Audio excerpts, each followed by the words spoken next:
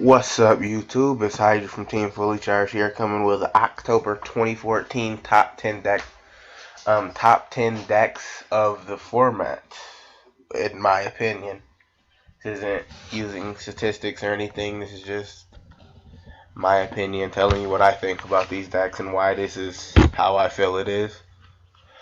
Well, I'll just start into it. Number 10 is Black Wings, because with the ban list, they have 2 Gale. So that makes it nearly 100% free from the Forbidden List since 2009 when they won Worlds. And they have the Master Key Beetle with Vanities, which equals just perfection. Locks down most of the meta, stopping them from being able to special summon.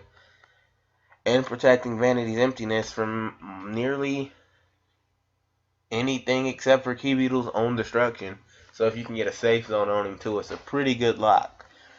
But the problems with it is it can't run Shadow Imprisoning Mirror because they're all darks, and it lacks consistency like most of the meta decks. Because if you don't open Whirlwind Shora, then your hand sucks, and that's not good. Most of the higher decks are much more consistent than this, so that's why Blackwings are only at number 10. Alright. Number 9 is Mermails, because Mermails have pure speed, and they just overpower their opponents with Brute Force instead of, well, Brute Force with their intricate combos that they do for no reason, really. And now that people are playing them with the rank 4s and level 4s, they have access to a lot of outs for stuff. And their problem are just the Shadals, because when they drop Winda, Mermails just fold sometimes. And number 8 will be Madolches. Now, Madolches has arguably the best boss monster with Tiramisu, and its combo that has Tiramisu and their spells to shuffle their cards back, special summon from deck, and just go off again, just gives them access to OTKs for no reason. So that's why I'm putting them at 8. It's a really good deck. It could have dominated last format if it had have shined like it should have, but it didn't. It did good though. It had some tops and all that, and its problem is also Shadal's, because they rely on that spam of their special summons. And Shadal's are clearly one of the most represented decks in the format. It's extremely popular. Everyone likes them, so decks that can't really deal with them can't do that good in the meta. And next is Batteryman. I put Batteryman because 9-volt adds so much consistency to the deck and just lets it OTK, because they can. Like, turn 2 OTKs are not that surprising with this deck. And some people are running artifact engines because it's good. They're all lights.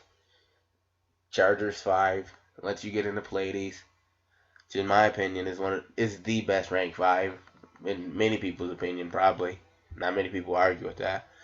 But it has a slow recovery. If you stop that OTK, they're just like done for. They rarely can go for it twice. They use all their resources in one go. And if they miss that, it's probably gonna be over, because they're just not a comeback deck. And 6 will be Sylvans, because they were good at a time. I feel like they're dying off after they got hit by the list and then the format changed and all this stuff. But it is still the most combos-based deck. Can hit Felgrand, Big Eye, and Draco, because they're still some of the good cards that people don't look at. And I guess they got Glow Up Bulb, but that's not really a big deal. And their problems is clearly Shadal's, like most of the decks in this list. And they only have 1 Soul Charge now, which was their power play, regardless of what people say. Lone Fire into Lone Fire, then Hermitry and Soul Charge was their best play. It's not really a way you can argue with that. Anyway, 5. I'm putting Light Thorns because they have Judgment Dragon. That's it. They don't have anything else. They just have Judgment Dragon. They random mill, use Dragon Rulers to get the Judgment Dragon. Then they play Judgment Dragon. And it's at 5 because Judgment Dragon's so OP that it can fuel this entire deck. Without Judgment Dragon, they would be garbage, to be honest. And I didn't put any real flaws to the deck because it's kind of hard to think of them. It's not many things Judgment Dragon can't deal with. So that's at 5. Number 4, I put Firefist because +1 is back. As 0 for 1 removal, and if you don't know what I mean by that, I mean Tanky, grab Bear, normal summon Bear, send Tanky to remove 1 card on the field. You don't really minus because Tanky replaced itself, and Bear got rid of a card for free at that point. And it has 3 different versions. It has 3 axis, 3.5 axis, and 4 axis. So when you go against Firefist, it's kind of hard for you to know what to expect. The only problem that I could find with this deck truly is that it's playing in a different format. It's not the same as when Firefist were big back last format.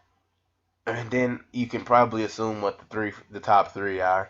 So Telan Knight's at number 3 because it's the most consistent deck on this list. Rank 4s aren't bad, and they won't be bad anytime soon. Its counterattacks are good, and when I say its counterattacks is good, its ability to bounce back from problems.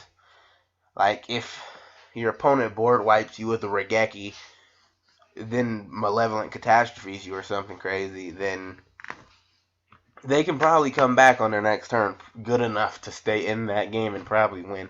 They just can't deal with any floodgate cards like Stygian Dirge, Vanity's Emptiness, Light Imprisoning Mirror. When one of these get flipped, they just have to give up. They can't do anything. Number 2 comes Burning Abyss. They have Dante. Dante's great. They have the Monarchs for 0 for 1 removal. And they have +1 card. They can plus off cards that weren't meant for them to plus, like Phoenix Wing, Karma Cut. I guess Regeki Break if you want to run that. No one does, but if you wanted to, you could plus off stuff like that without really having to do anything. So that makes them number 2 easily. And they have a good matchup against Shadal's, which if you haven't guessed by now, number 1's going to be Shadal's. There's just too much. Too many reasons. They have Dragon for spell removal. I didn't put Shadow Imprisoning Mirror on here as a real problem because if they're running the Lightsworn engine, Lila can remove that easily. If they use a Charge Light Brigade, it's easy to search. If they run 3, it's going to be easy to get to. And it's just a really, really all-around good deck, to be honest. They have Winda. Something that I've brought up many times before. It shuts down nearly every deck that I've named. Construct with incredible I don't care about special summoned monsters. And if you can prevent your monster from being destroyed, it's still 2,800. When you can get them off the field, their effects get back fusions to play more of them. It's an incredible deck. It's really hard to knock this deck. Yeah, they got Searchers and Draw Power, monsters that revive from the graveyard. And this is from just one pack. Just one pack gave them all the stuff. Duelist Alliance, and it's just been rolling from there. So that's why I'm putting Shadal's at number 1, because there is more cards to come. And it's just a great deck. And that is it. Thank you for watching. If you liked the video, like, comment, and subscribe. And that's going to be it for Team Fully Charged today. Hydra out.